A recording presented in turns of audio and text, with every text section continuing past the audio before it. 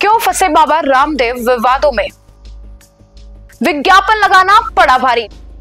नमस्कार, मैं हूं आपके साथ दीपिका रुका और आप देख रहे हैं न्यूज़ 21। क्या है पूरा मामला जिसमें बाबा रामदेव योग करते करते कोर्ट पहुंच गए?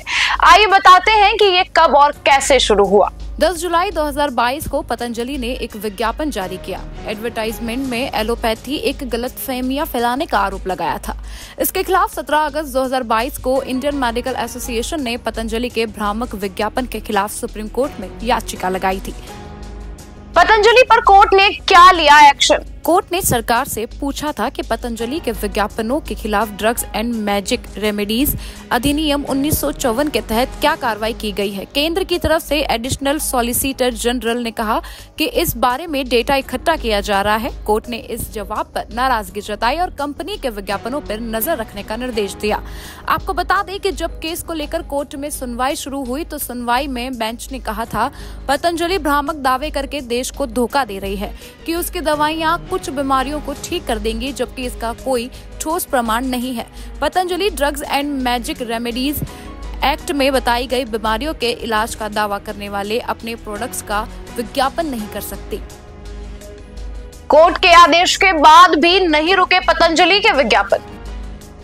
कोर्ट ने सरकार से पूछा था कि पतंजलि के विज्ञापनों के खिलाफ ड्रग्स एंड मैजिक रेमेडीज अधिनियम 1954 के तहत क्या कार्रवाई की गई है। केंद्र की तरफ से एडिशनल सॉलिसिटर जनरल ने कहा कि इस बारे में डेटा इकट्ठा किया जा रहा है। कोर्ट ने इस जवाब पर नाराजगी जताई और कंपनी के विज्ञापनों पर नजर रखने का निर्देश दिया।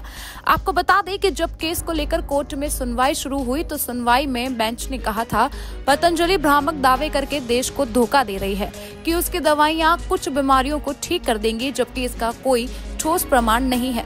Patanjali drugs and magic remedies act में बताई गई बीमारियों के इलाज का दावा करने वाले अपने प्रोडक्ट्स का विज्ञापन नहीं कर सकती। इससे पहले हुई सुनवाई में आईएमए ने दिसंबर 2023 और जनवरी 2024 में प्रिंट मीडिया में जारी किए विज्ञापनों को कोर्ट के सामने पेश किया। इसके अलावा 22 नवंबर 2023 को पतंजलि के सीईओ बालकृष्ण के साथ योग गुरु रामदेव की एक प्रेस कॉन्फ्रेंस के बारे में भी बताया। पतंजलि ने इन विज्ञापनों में मधुमेह और अस्थमा को पूरी तरह से ठीक करने का दावा किया था। ये प्रेस कॉन्फ्रेंस सुप्रीम कोर्ट की सुनवाई के ठीक एक दिन बाद की गई थी। 21 नवंबर 2023 को हुई सुनवाई में जस्टिस अमानुल्लाह ने कहा था कि पतंजलि को सभी भ्रामक दावों वाले विज्ञापनों को तुरंत बंद करना होगा। कोर्ट ऐसे किसी भी उल्लंघन को बहुत गंभीरता से लेगा और हर एक प्रोडक्ट के झूठे दावे पर 1 करोड़ रुपए तक जुर्माना लगा सकता है।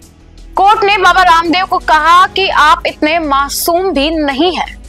कोर्ट ने 2 अप्रैल को पतंजलि आयुर्वेद के गुमराह करने वाले दवा विज्ञापन मामले में स्वामी रामदेव और पतंजलि के एमडी आचार्य बालकृष्ण को कोर्ट में पेश होने को कहा था। कंपनी और आचार्य बालकृष्ण ने नोटिस का जवाब दाखिल नहीं किया, जिसकी वजह से यह आदेश जारी किया गया था। अब उन्हें अगली तारीख पर कोर्ट में पेश होना पड़ सकता है। कोर्ट ने 19 मार्च को हुई सुनवाई में नोटिस जारी कर ये भी पूछा था कि उनके खिलाफ क्यों न अवमानना की कार्रवाई शुरू की जाए। जस्टिस हेमा कौली और एहसानुद्दीन अमानुल्लाह की बेंच ने इस मामले की सुनवाई कर रहे हैं। इससे पहले 27 फरवरी को इस मामले की सुनवाई हुई थी। 27 फरवरी की सुनवाई में कोर्ट ने पतंजलि आयुर्वेद के गुमराह करने वाले दवा विज्ञापनों पर रोक लगाई थी। इसके अलावा अवमानना कार्रवाई में कारण बताओ नोटिस जारी किया था। दरअसल कोर्ट ने पिछले साल भ्रामक विज्ञापन जारी नहीं करने का निर्देश दिया था, लेकिन कंपनी ने इसे नजरअंदाज किया।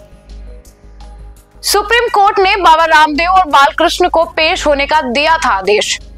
जस्टिस हेमा कौली और जस्टिस अमानुल्लाह की बेंच ने सामने बाबा रामदेव और बालकृष्ण तीसरी बार पेश हुए। बाबा रामदेव के वकील मुकुल रोहतगिरी ने कहा, हम कोर्ट से एक बार फिर माफी मांगते हैं, हमें पछतावा है, हम जानते हैं कि बीच माफी मांगने को तैयार है।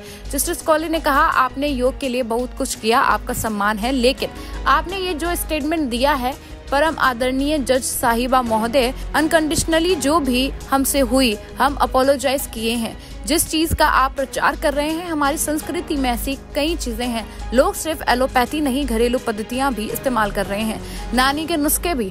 आप अपनी पद्धतियों के लिए दूसरों को गलत क्यों बता रहे हैं? रामदेव ने कहा, किसी को भी गलत बताने का हमारा कोई इरादा नहीं था। आयुर्वेद को रिसर्च बेस्ड एविडेंस के लिए, तथ्य पर लाने के लिए पतंजलि ने प्रयास किए हैं। आगे से इसके प्रति जागरूक रहूंगा। कार्य के उत्साह में ऐसा हो गया, आगे से नहीं होगा। इस पर कोर्ट ने कहा, आप इतने मासूम नहीं हैं, ऐसा लग नहीं रहा कि कोई हृदय परिवर्तन हुआ हो। अभी भी आप अपनी बात पर अड़े हुए हैं। इतने विवादों के बाद भी बाबा रामदेव ने विवाद में आने की कसर नहीं छोड़ी। लेकिन क्या अब कोर्ट से राहत भी मिल पाएगी या फिर बाबा रामदेव को और माफी मांगनी पड़ेगी? देश और दुनिया की छोटी से बड़ी अपडेट के लिए जुड़े रहिए News 21 के साथ। नमस्कार।